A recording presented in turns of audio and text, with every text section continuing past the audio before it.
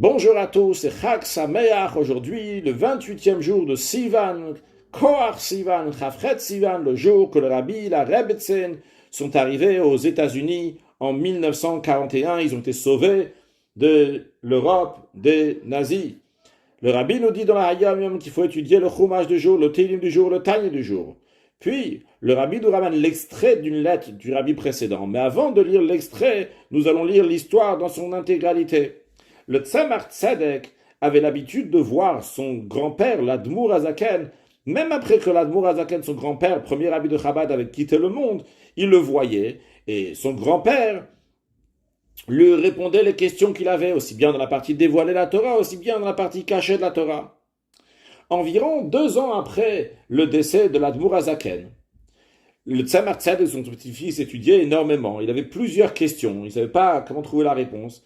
Et il désirait fortement que son grand-père se dévoile à lui, mais il n'avait pas ce dévoilement et il en souffrait beaucoup.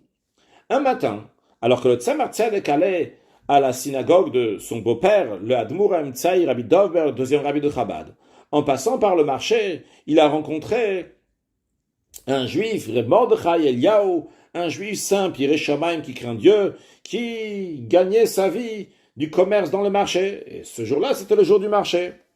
Ce Reb Mordechai Eliyahu, il a demandé au Tzemach Tzedek, est-ce qu'il peut lui prêter 5-6 roubles jusqu'à ce soir, jusqu'à demain matin, comme ça il pourra gagner sa vie. Le Tzemach Tzedek lui a dit, il n'y a pas de souci, lorsque je reviens de la synagogue, je vais aller chez moi à la maison, je vais te donner le prêt.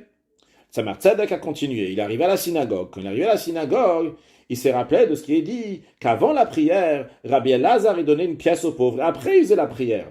Et là, en plus, c'est pas juste la tzedaka, la charité, ici c'est Gmil ou Trasadim, c'est un prêt d'argent qui est encore plus haut que la charité. Et quand il a réfléchi à ça, il a dit, c'est pas bien que j'ai pas donné l'argent à Reb Mordechai Eliyahu. Il en a besoin tout de suite. Alors le Tzemach Tzedek est reparti chez lui.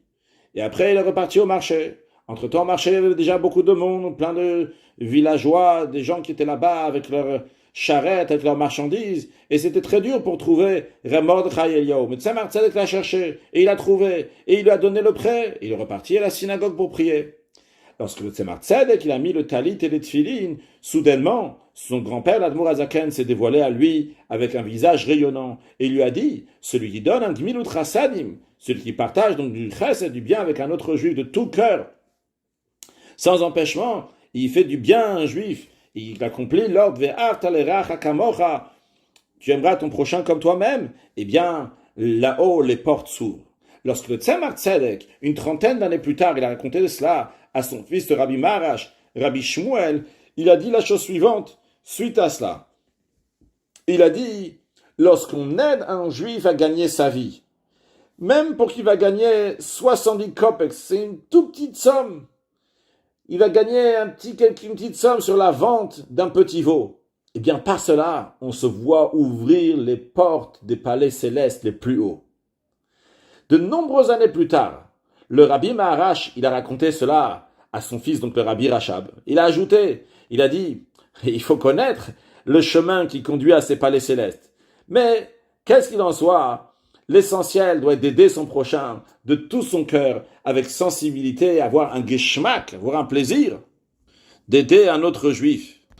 On voit de cela l'importance d'aider un autre juif, même avec un petit quelque chose, même sur quelque chose de matériel, c'est extraordinaire. Mashiach na ou un excellent yom.